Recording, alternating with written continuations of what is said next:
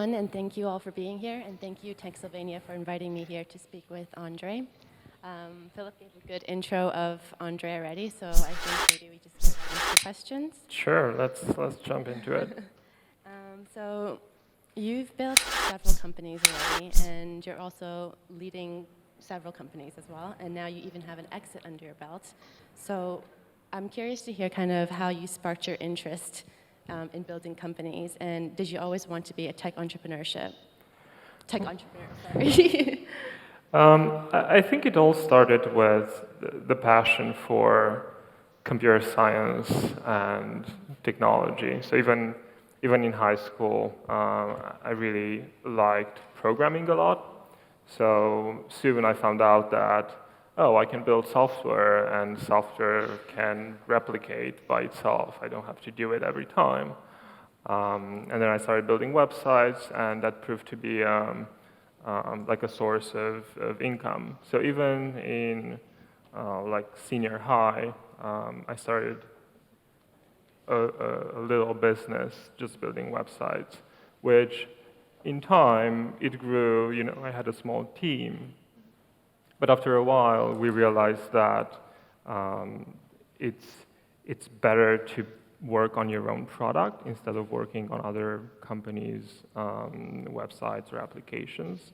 So that's the spark that made me and my other co-founders want to start Trillilu and LiveRail back in the day. So let's talk more about LiveRail, because it was acquired by Facebook in July 2014, and it's a big deal. And so maybe you can talk a little bit about how that idea came about and why you felt the need to kind of create this product. Sure. My co-founder Mark, who's been the CEO of LiveRail, he had this idea of building a video advertising exchange product at the end of 2006. It was a while after Google's acquisition of YouTube.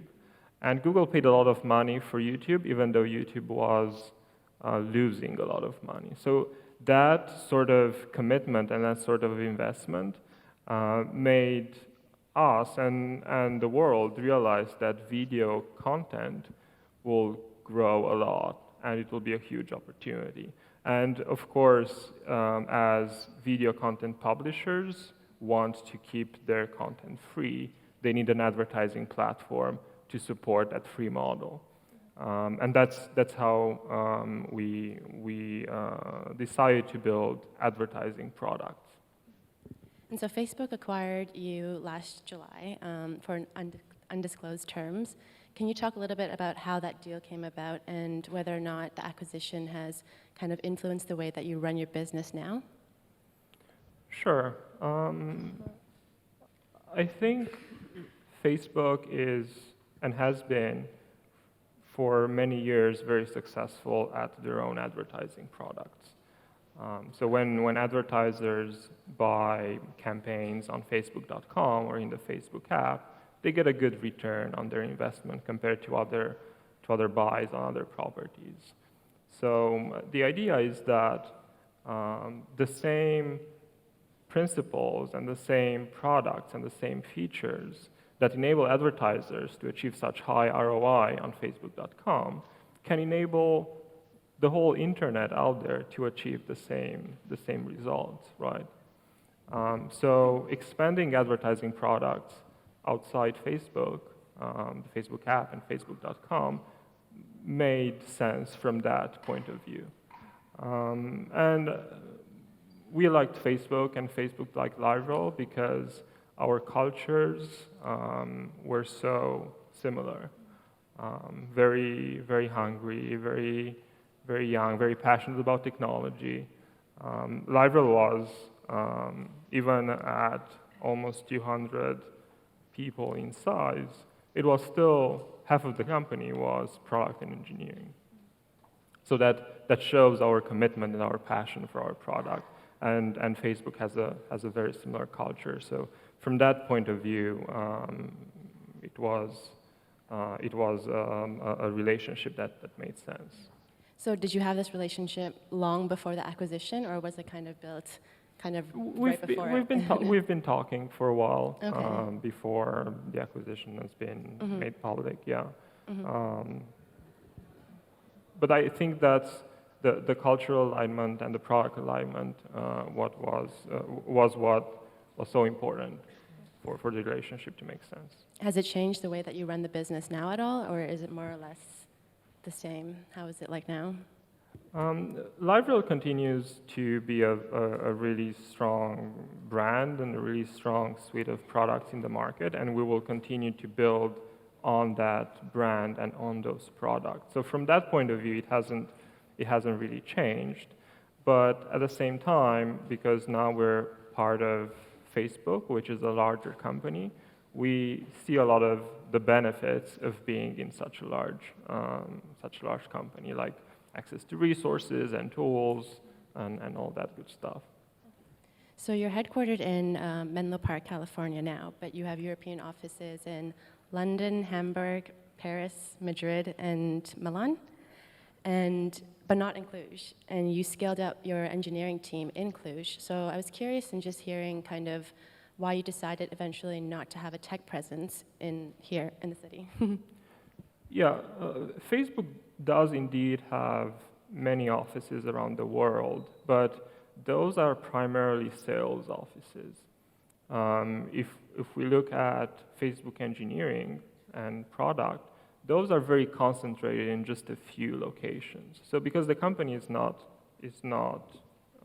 too large, it's not Microsoft size or Google size, it doesn't make sense for us to spread our product engineering resources in so many different places. And we want to keep as many people as we can together to make sure that the culture is uniform across offices and teams and people collaborate better.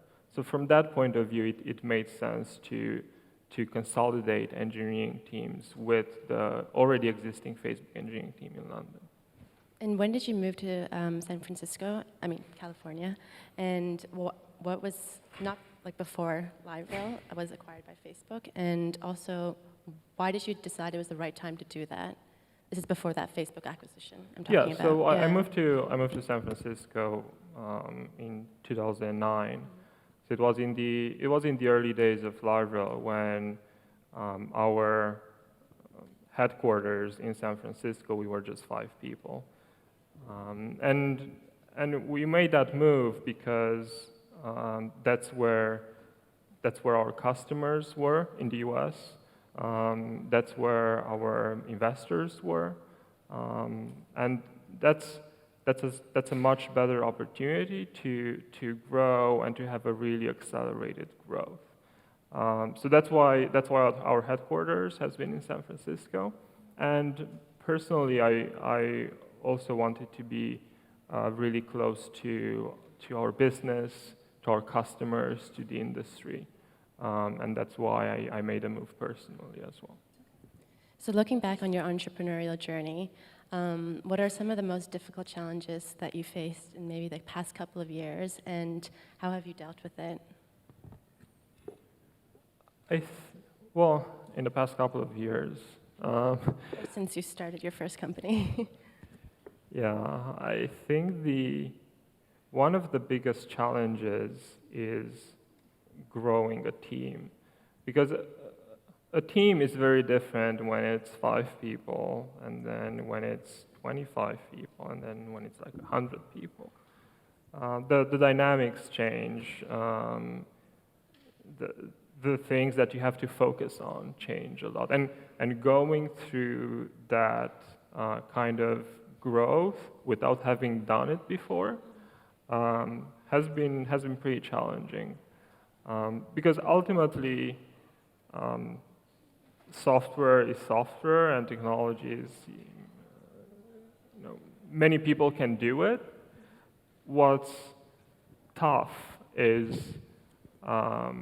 growing teams and having the right people in the right places, managing people, and that kind of growth. And I think the other challenge was the distributed nature of our teams, the fact that we had such such a large presence on the West Coast, and then in time we opened a New York office on the East Coast, and then we had the engineering office in Cluj. So a maximum of a 10-hour time zone difference. That's difficult, that's challenging. You have to have really thorough procedures and processes in place to make sure that you can keep that machine going and productive and efficient, even though people can't really talk face-to-face every day. So I guess related to that, because you have had offices in both Europe and the US, what are some of the most kind of significant cultural differences that you've noticed working in both respective tech ecosystems?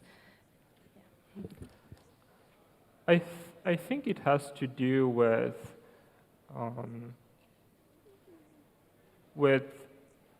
the way people work. In the US, people do work a lot and tend to not take it easy or not take as many vacation as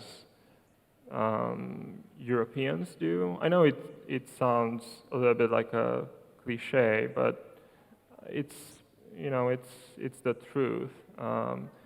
So that's one component of it, the fact that you're just working a lot all the time. The other component of it is that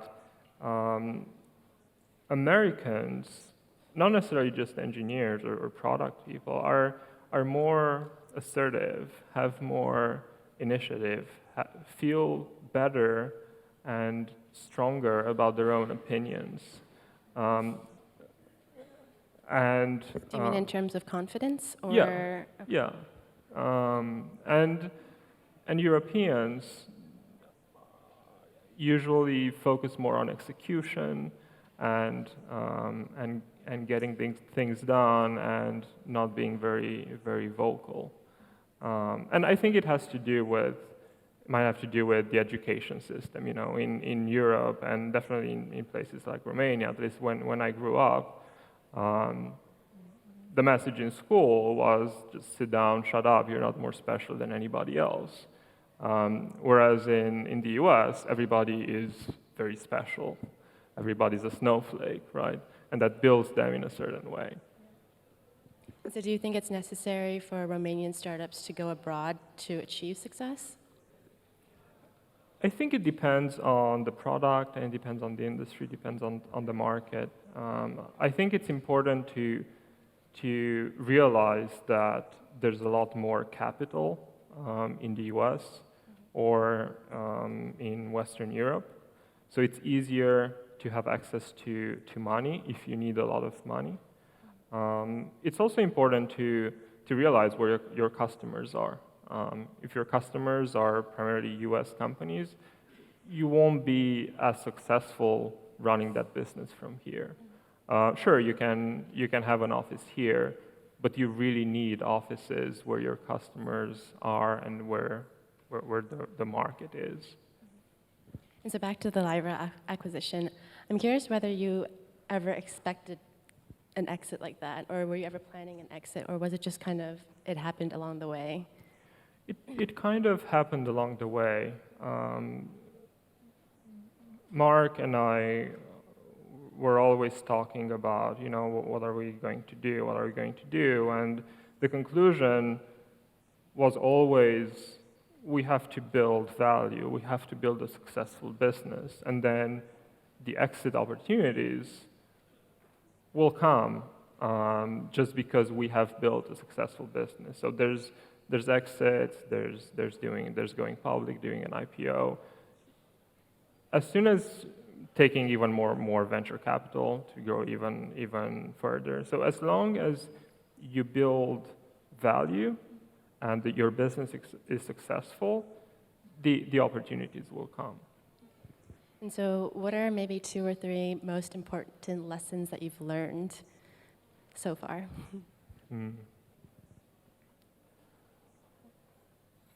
I think this is somewhat related to the challenges we talked a little earlier. I think underestimating the the difference in productivity and efficiency that comes with remote teams and managing remote teams. I think that should not be underestimated, and I think sometimes we did underestimate that disadvantage, so to speak. Another lesson is that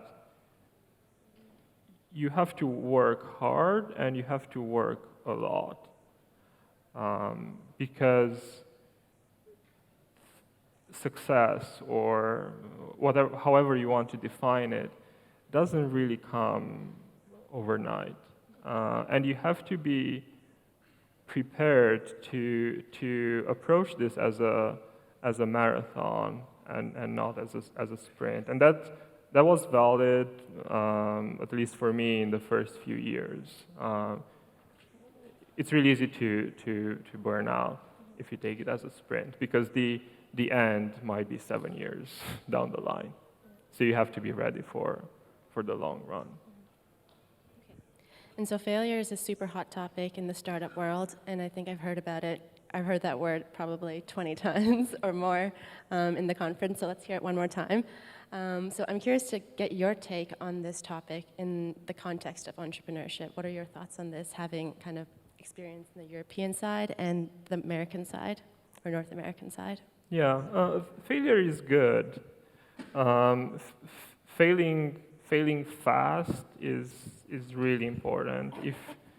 If you don't fail fast enough, then you're doomed. But from fast failures, you get to learn a lot.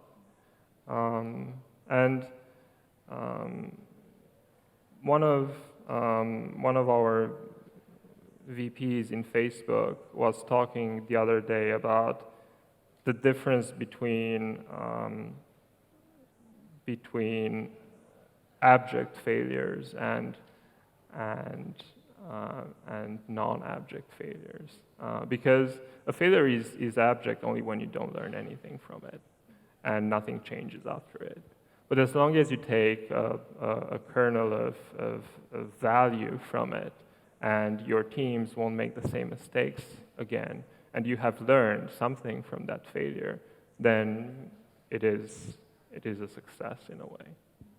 Can you share a failure, a recent failure, and a little bit about how you got back on your feet afterwards? I think a failure from a few years ago is when LiveRail decided to expand horizontally in a new segment of the online advertising market. So we were very focused on a particular segment, which is the supply side of the market. We decided to build a product on the agency side, and we invested a lot of time into it, a lot of engineering and product resources, and a lot of client services and sales resources, and it didn't work out. And it's extremely difficult, especially after you invested a lot in something, to still make sure you fail fast enough and that failure doesn't linger on. Yeah. So you have to just kill it, reallocate resources, and move on. And I think we did it at the right time. Maybe we waited 10% more than we should have. But I definitely saw why failing fast is important and accepting failure is important. Otherwise, we wouldn't be here. So maybe now is a good time to open up questions to the audience, because I'm sure there's tons for Andrei. If there's anybody who has questions, maybe you can just put your hand up, and I think a mic will come to you. I can't see. I can't really see, so if anyone sees a hand, maybe just shout. Oh, there's one over there.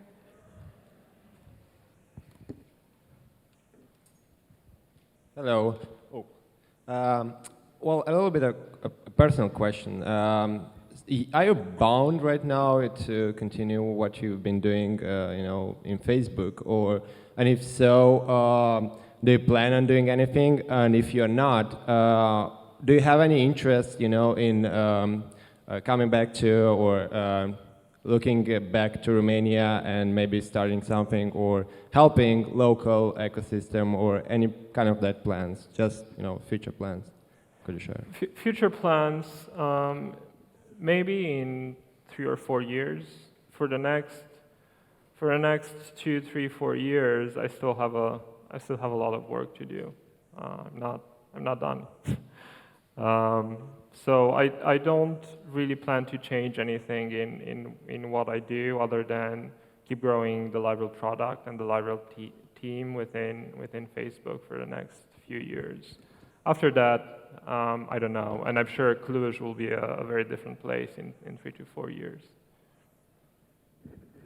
Are there any other questions about Andrei's experience in the entrepreneurial world, or LiveRail, or Facebook, or anything else? Okay, then I think we'll wrap up then. Thank you, Cool. everybody, Thank for you. listening, and thank Thank you, you, Charmaine. Andrei.